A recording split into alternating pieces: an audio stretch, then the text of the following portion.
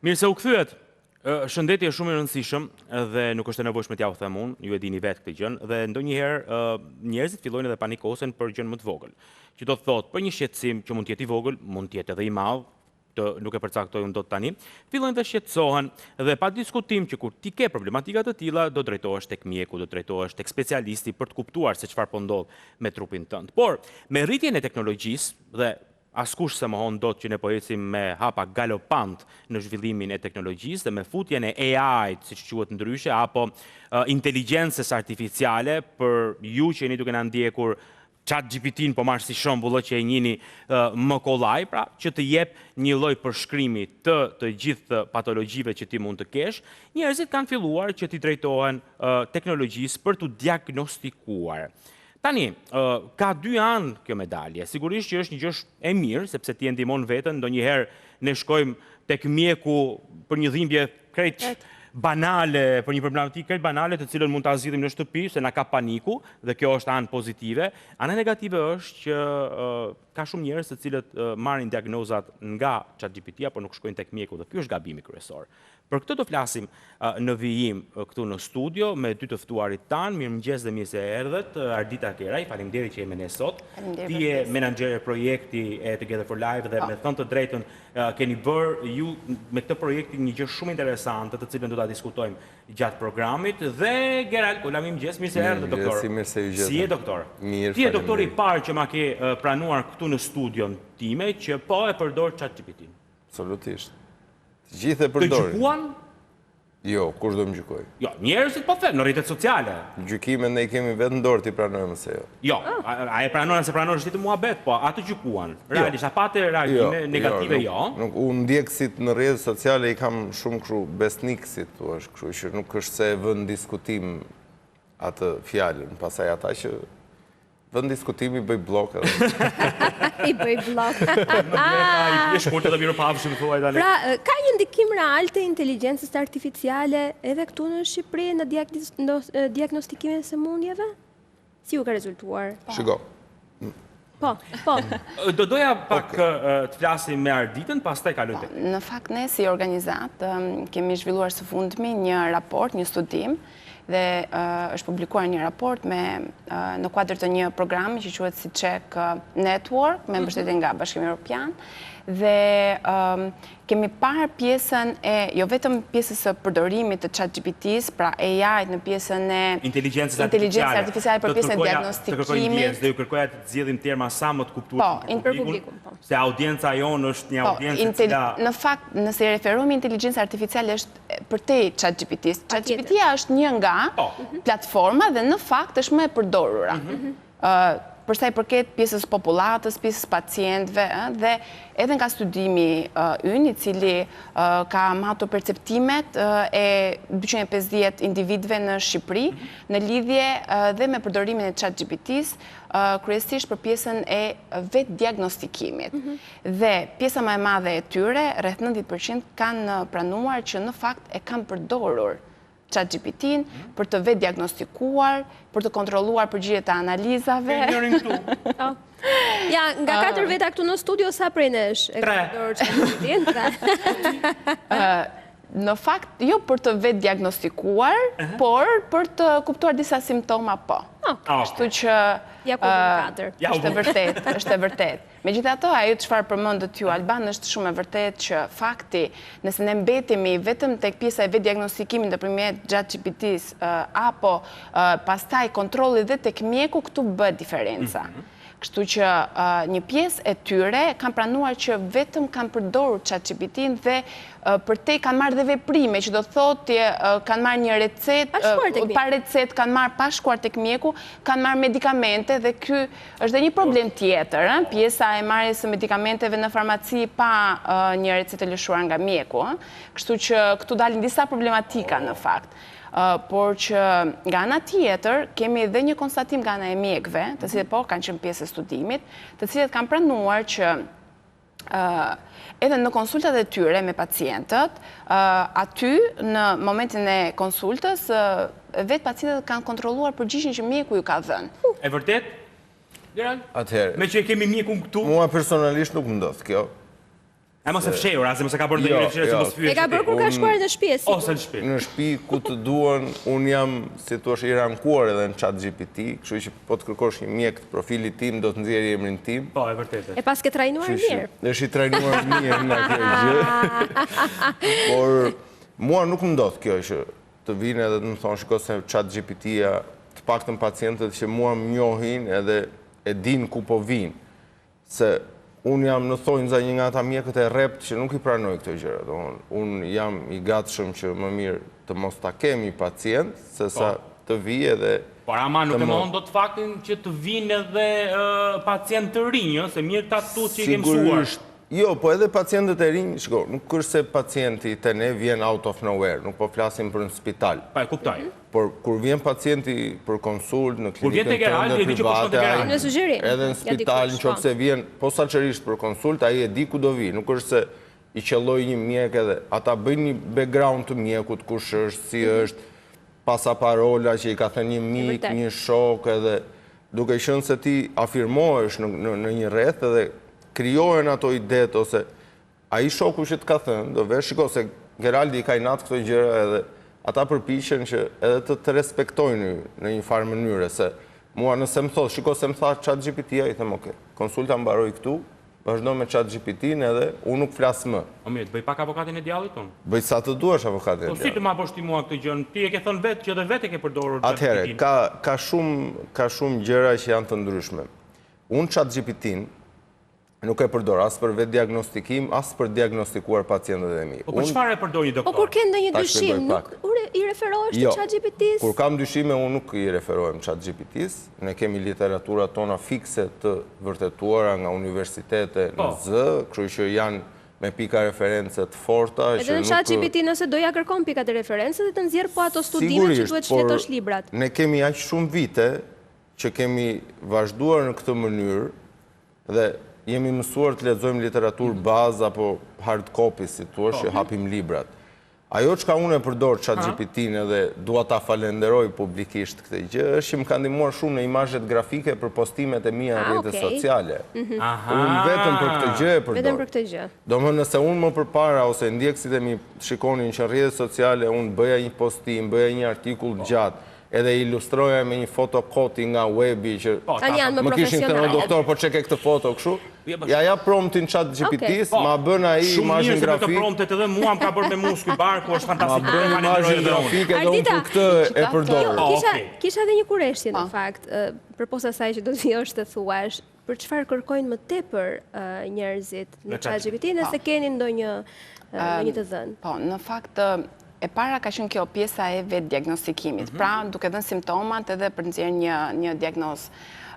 Pjesa tjetër, kryesisht një masë e madhe, gjithashtu janë drejtuar chatit në lidhje me të kuptuarin e një recete ose të kuptuarin e një këshille që mund t'i ke dhënë mjeku. Përkthimin e recetës dhe shkrimit të doktorit. Kjo është fantastike me thënë të drejtën dhe e falenderojmë shumë. Shiko, pjesa e marrëdhënies që ka pacienti me mjekun patjetër që është e pazëvendësueshme, sepse një vlerësim klinik, të cilin mund ta jap ChatGPT-ja, nuk mund ta zëvendësojë pjesa e një këshille dhe një diagnoze të mirëfillt si duhet nga mjeku i familjes apo mjeku specialist, sepse në rastin e doktorit patjetër, sikurse e përmendi, ai pret pacientë të cilët janë drejtuar specifikisht tek ai dhe e din çfarë presin, por kemi të bëjmë me një popullat të gjerë që i drejtohet mjekut familjes, dhe mjeku i familjes është kontakti i parë për një diagnozë të parë në lidhje me sëmundshmëri të ndryshme. Dhe në këtë rast, në fakt është cënuar pak ajo marrëdhënia mes mjekut dhe pacienti duke u futur në mes ChatGPT-ja, sepse patjetër që një mjek familje i cili pret deri 20, 30, ndoshta pacient apo më shumë në ditë, nëse do të merrej me secilin nga pacientët për të sqaruar se ka të drejtë mjeku apo chati dhe duke marrë parasysh që dhe niveli kulturor, arsimor, të kuptuarit të njerëzve është i ndryshëm, patjetër që është një sfidë e shtuar, është sfidë për pjesën e mjekëve, sidomos mjekët e familjes. Cili është risku më i madh që ta përmbledhin pak të risku më i madh është pjesa e mos përballjes me mjekun. Pra pjesës së vetë diagnostikimit, anashkalimit të mjekut dhe trajtimit, vetë trajtimit, si pas këshillave që jep qati. Ky është risku më i madh. Deri ku mund të shkojmë tek qati? Neve pa ju bezdisur shumë juve, si jeni shumë të zënë, po edhe ne të mos vim deri tek ju. Pra, deri ku është e lejueshme? Deri te antipiretikët? Jo, e lejueshme është deri kur jemi të shëndetshëm. Nëse jemi të sëmur, nuk ka qati më. Por i besoj për temperatura, për gjëra që shkojnë... Për asgjë. As për informacion bazik? Për informacion bazik jam shumë dakord. Por jo kur jemi të sëmur. Sepse kur jemi të sëmur, hynë shumë komponent që është dëshpërimi, është frika, është shpresa, duke qenë që qati mund të na japi gjëra më të volitshme për ne, se njerëzit priren të besojnë ose duan të dëgjojnë atë që ata duan të dëgjojnë. Janë shumë shpesh në denial, në mohim që, shiko, unë e di që mund ta kem këtë gjë, por nuk dua ti të ma thuash, ose po prisja që mos të ma thoje. Praktikisht ne nuk mund të mos të themi një gjë që ti e ke, pavarësisht se dëshira jote e madhe është që ti mos ta kesh atë gjë, edhe dëshira jonë është që ti mos ta kesh një gjë të keqe, sigurisht, nuk është se i urojmë njeriu, por kur janë, nuk mund ta fshehim dot, nuk bëhemi si struci që fusim kokën në rërë edhe lëm trumpin jashtë. Kështu që rekomandimi im qati do përdoret vetëm për info të përgjithshme, pra për të kuptuar sëmundjen. As për të kuptuar sëmundjen? As për të kuptuar asnjë lloj gjëje. Qati përdoret thjesht për muhabet kafeneje, nëse duam t'i bjem sy një shoku, një shoqe që kemi info. Jo për gjëra mjekësore. Jo për gjëra mjekësore. Në mënyrë kategorike. Është thjesht çështje kulture. Qati duhet përdorur kulturalisht. Nëse duam të ndërtojmë një stil jetese, mund t'i marrim në një këshill, në një gjë. Por nëse jemi të sëmur, kemi një shenjë specifike në trup, kemi një dhimbje diku, atëherë nuk duhet të pyesim ChatGPT-n direkt e mjeku. Po. Do të thoja, në vazhdim ndoshta edhe të gjërave që ceku doktori, përsa i përket pjesës emocionale dhe pjesës të fakt psikologjike, sepse kemi të bëjmë edhe me shëndetin mendor. Pra, jo, kur i referohemi pjesës së këshillave apo për çfarë përdoret qati, jo vetëm për sëmundshmëri fizike, ka një përdorim të gjerë edhe për pjesën e sëmundshmërisë edhe çrregullimeve, po themi, të shëndetit mendor.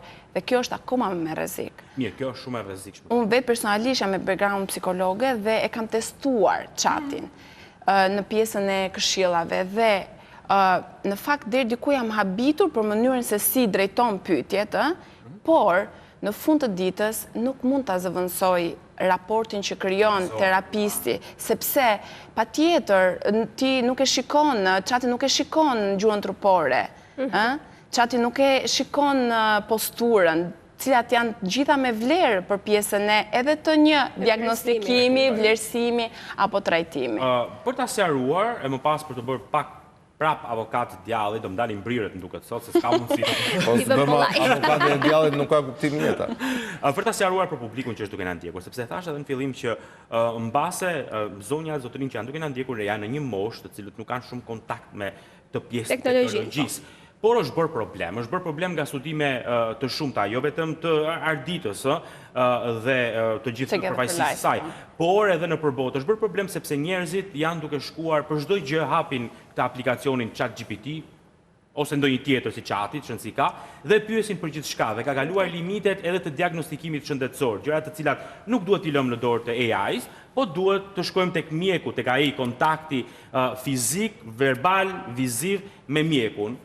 Por, lind pyetja tani, një mjek gjatë shkollimit të tij, sigurisht mësohet me literaturën që ti e përmendë pak më përpara, literaturë e cila është available, pra është edhe online. Është standard. ChatGPT-ja çfarë bën? Pra me anë të kërkesës mbledh këto informacione dhe t'i sjell ty në bazë të kërkesës dhe diagnozës tënde. Pra, a nuk është e njëjta gjë sepse edhe ti më diagnostikon mua apo tjetrin në bazë të informacioneve që ti ke dhe në bazë të informacionit që unë të jap ty. E njëjta gjë është edhe me chatin, tani ku është ndryshimi? Atëherë, e para një gjë. Muziatën mbrirët më shumë se kaq. Jo, është më se e pranueshme. E para është që nuk duhet harrojmë komponentin njeri. Edhe komponenti njeri nuk është vetëm shifra ose imazhe grafike në imazheri apo analizat të ndryshme që ne mund t'ja paraqesim. Por mos të harrojmë edhe efektin gabim njerëzor. Sigurisht, efekti gabim njerëzor është i gjithi, prandaj ne në mjekësi kemi second opinion. E kemi gjetur zgjidhjen dhe për këtë, kështu që ne kalojmë nga specialistin specialist. Është totalisht e mirë rregulluar shëndetësia, pavarësisht se s'duam ta pranojmë apo kemi ato tendencë. Jo ne këtu, flas në përgjithësi. Po nëse second opinion janë të ndryshëm të dy, kë do zgjedhësh? Atë që thot Çati? Third opinion dhe pastaj hyn çështja e besimit. Sepse ti te mjeku, te provideri ku shkon me besim. Nëse ti shkon me dyshim, nuk funksionon gjëja. Është një thënie e një mjeku të vjetër arab, Ibn Sina ose latinisht Avicena, që thot ne jemi tre, unë, ti dhe sëmundja. Nëse ti si pacient bëhesh me mua, e mposhtim sëmundjen. Por nëse ti bëhesh me sëmundjen, do na mposht të dyve. Kështu që, por ajo që unë doja të thoja në fillim është që nuk duhet harrojmë komponentin njeri dhe njeriu dihet, është mëse e pranuar dhe ai që se pranon nuk është në rregull, që jemi trini, trup, mendje, shpirt. Kemi tre komponentë. ChatGPT-ja apo inteligjenca artificiale nuk i merr dot të tre komponentë. Mund të marrë vetëm një komponent që është komponenti bazik apo fizik, ajo çka ti i jep, jo çka ai interpreton në bazë të asaj çka shef apo çka ndjen. Ai interpreton vetëm ato çka ti i ke dhënë. Që ti mund mos ja kesh dhënë të sakta të gjitha, mund mos ja kesh shpjeguar të gjitha një nga një, sepse pikërisht ky shpjegimi që ne e quajmë anamnez, bëhet një cikël i tërë në fakultetin mjekësisë. Domethënë është Po, e kuptoj, mirë. Artë më vete, të marrësh anamnezën e një pacienti edhe të bësh anamnezën e një sëmundje specifike, sepse ka të mërësisht shumë komponent që këto vetëm faktori njeri mund t'i bëjë. Vetëm njeri, okej. Në fakt e përmendi edhe Ardita një Po ndodhe edhe diçka në pjesën e raportit mes të besuarit mjekut që studion librat apo të besuarit Çatit, i cili studion librat. Studion librat dhe të gjithë mjekët e botës. Por studion edhe pra merr në konsiderat edhe ato lajme që nuk janë të vërteta për shembull, sepse ne studimet fake, në false.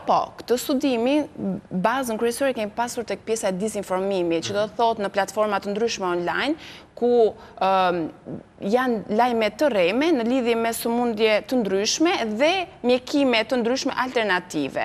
Dhe Çati në fakt i merr përbazë dhe këto kur bën pjesën e algoritmit. Po mjafton të thuash që studimet zyrtare të certifikuara dhe ai të nxjerrë ajo pjesa e diferencës së nivelit të popullatës që kërkon informacionin. Që ka një lloj pabarazie edhe këtu. Edhe të dish ta bësh pyetje. Patjetër që prandaj nuk po them të mos përdoret, se jo se e tham ne dhe është e sigur që nuk do përdoret, por gjithmonë ta marrim me rezerva. Edhe të shkojmë gjithmonë tek mjeku. Qëllimi i kësaj bisede është kjo për të treguar pra këtë ndikim të madh global që po bën në anën e mjekësisë, pikërisht AI, ChatGPT-ja, edhe për të treguar, ore, duhet ta besojmë, a duhet shkojmë tek mjeku, a çfarë duhet të bëjmë, se pyetjet e publikut mund të jenë shumica e njerëzve të cilët janë mbi 50-60 vjeç, kanë edhe sëmundje, të cilat janë sëmundje kronike dhe është kjo kërkesa e ndihmës për të kuruar ose le ta themi e mrekullisë, ëh? Se ndonjëherë gjithmonë njerëzit kërkojnë mrekullinë për të realizuar heqjen e çdo lloji patologjie dhe sëmundje. Prandaj dhe e bëjmë. Jo, megjithatë doktori nuk na dha leje as për të pyetur për temperaturën. Personalisht kam pyetur për temperaturën, më janë bërë skicat gati, më janë bërë disa gjëra, jo, ndonjëherë. Unë nuk ndaloj asgjë. Unë jam të vitet temore kam pas temperaturën kaq dhe ChatGPT më ka thënë që është e keqe. Çfarë më thua ti? Varet sa ke temperaturën. 37. Varet prej sa ditësh, varet çat ka ndodhur, varet nëse ke sëmundje tjera shtesë, sa vjeç je, ça peshë ke. Është që duhet. Po ja thua edhe këto ChatGPT-t përgjigjet pastaj njësoj si mjeku. Nëse ai do të bëj kaq shumë pyetje, jam i sigurt që shumica do e lënë olëre se që nga shumë e gjatë. Gjithsesi, është një bisedë pikërisht atë që thamë, dhe këtë po përpiqemi t'ju themi tërkohës që mund t'i referoheni sigurisht për t'u informuar pak më tepër për disa simptoma, sëmundje, kulturalisht siç e tha doktori, por absolutisht mjeku nuk duhet anashkaluar në asnjë çast dhe ç'është më rëndësishme mos merrni ilaçe sepse u a thot çfarë. Kjo është e tmerrshme pastaj. Do të thënë këtë gjë mos e bëni kur pa pasur një më beso. Më besoj që ka. Në bazë të asaj çfarë i thot ChatGPT-ja, marrin ilaçet. Kjo është totalisht e gabuar. Unë personalisht nuk kam hasur dikë që të ketë marrë ilaçe. Po, që e kam parë në chat edhe më ka thënë, Okej, më qetë që shiko, e kanë lexuar këtë gjë. Që e kanë bërë. Jo, Po edhe farmacisti nuk të jetë. kanë marrë ilaçe? Po, që farmacisti në këtë mes. Ndoshta Ky është problemi suplemente. tjetër që e përmendëm, pra fakti Se dhe që farmacisti nuk duhet ta jap. jepen pa ilaçe recetë. pa recetë. Po ky është fakt, dihet. O di, Përse punë. Në fakt, unë të pyet edhe pak më pak par Ardita, a ka ndonjë indicje në studimin që keni bërë ju se për çfarë simptomash apo sëmundjesh kërkojnë më tepër shqiptarët? Kryesisht pjesa e kujdesit për trupin, për pjesën e dobësimit, një pjesë e mirë, gjithashtu edhe tek pjesa e disinformimit, kjo është Pyesin për Ozempikun për të gjërat. Në përgjithësi dhe ajo, jo detyrimisht vetëm për Ozempikun, po edhe për alternativa të ndryshme, gjithashtu për këto kurat mrekulli, shpeshherë, edhe kjo lidhet edhe me pjesën e disinformimit, pra edhe lajme që kryesisht më shojnë tek kjo temë, tek pjesa e sëmundjeve edhe që kanë, po themi sëmundje terminale ose sëmundje. Ashtu, dhe pra to. Kështu që janë të lidhura, por Keni hasur rast ju që ka qenë një disinformim real, pra dikush ka pyetur ChatGPT-n për një sëmundje dhe ndërkohë përgjigja... Pjesa e disinformimit kryesisht ne kemi bërë në vlerësimin e lajmeve që janë të përhapura. Mirë, ajo është tjetër gjë. Ndërsa pjesa e ChatGPT-s është pak e vështirë për ta vlerësuar që ata ta kenë double check me mjekun për sa i përket këtyre sëmundshmërive të mëdha. Por për sa i përket sëmundshmërive pak po themi virozave apo këtyre këto në mas, janë e bëjmë mas. të gjithë. A di si është puna? Se jemi edhe në fund të bisedës. Mirë, ChatGPT e para njerë nuk duhet në mënyrë kategorike pa mjeku në asnjë lloj veprimi, i pari është mjeku gjithmonë. Përdoreni për një gjë e bën të saktë dhe të mirë. Shihni filxhan, o ju jep një shpjegim të filxhanit të kafes. Ose lexoni tarot. Ose tarot, është fantastik. Për këtë përdoreni se është më mirë. Faleminderit shumë që ishi sot në program. Faleminderit. Shpresoj shumë të kemi shërbyer publikut me këtë, le ta themi, me këtë qartësim mbi këtë temë. ChatGPT jo në mjekësi. Mjeku është i pari. Ato janë pastaj shtesa. Mirë, ikim? Do t'ikim edhe pastaj do të rikthehemi një bisedë tjetër të lidhur përsëri me shëndetin, kështu që qëndroni me ne.